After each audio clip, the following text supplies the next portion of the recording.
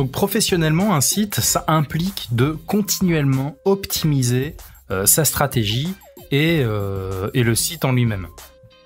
Donc pour ce faire, il y a des outils. Vous avez le plus connu de tous qui est Google Analytics, qui va en intégrant un script dans votre site. Je vous montrerai dans la partie suivante comment on fait. Va prendre des informations sur les utilisateurs et va vous faire des graphiques, va vous donner des informations quantitatives, des durées, des nombres de connexions, voilà, ce genre d'informations que vous avez en face de vous, et va vous donner sur une timeline l'évolution de ces données.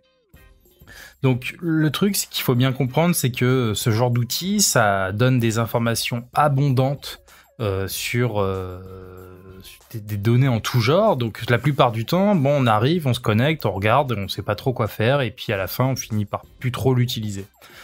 Donc c'est pour ça qu'il est primordial de regarder ce qu'on appelle les KPI, qui veut dire Key Performance Indicators. Donc en gros, c'est les indices de performance clés.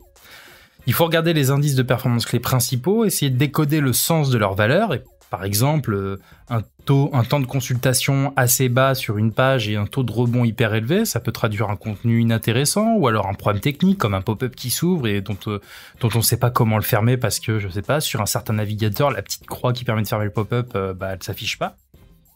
Donc voilà, il faut essayer d'observer ces informations-là et d'avoir une logique d'analyse. Ensuite, l'autre approche, elle consiste à analyser les performances d'une page par rapport à un objectif fixé.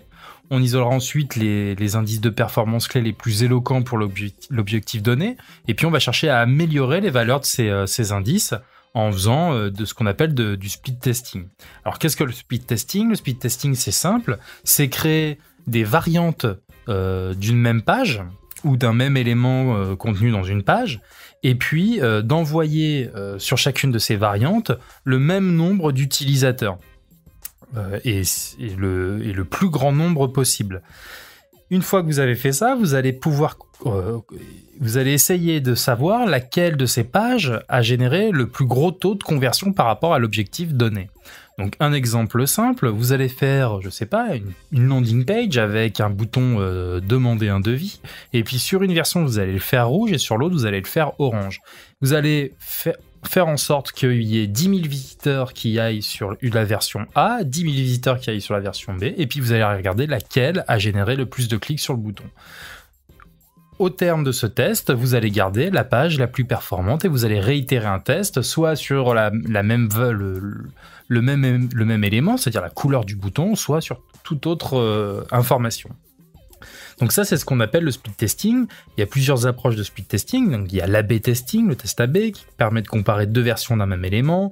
Le AZ testing, qui permet de comparer plus de deux versions d'un même élément.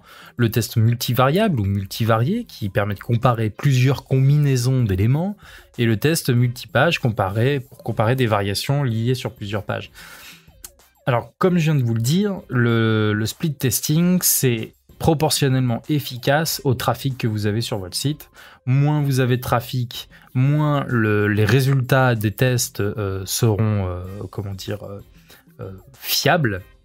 C'est qu'une question de probabilité, tout simplement. Dernier élément qui est important quand on veut récolter des informations, un des outils les plus efficaces, c'est tout simplement de faire des sondages, que ce soit sur votre site ou par téléphone ou tout simplement par dialogue direct avec vos clients, de leur demander des retours, de faire un questionnaire simple et d'intégrer donc ces données à votre logique d'analyse pour en tirer des conclusions, améliorer et refaire des sondages et refaire des analyses. Donc un site, une stratégie, ça s'optimise continuellement, on n'en a jamais terminé.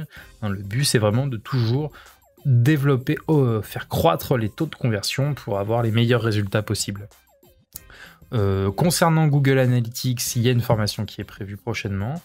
Et puis pour l'A/B testing, il y en a certainement une qui paraîtra aussi sous peu.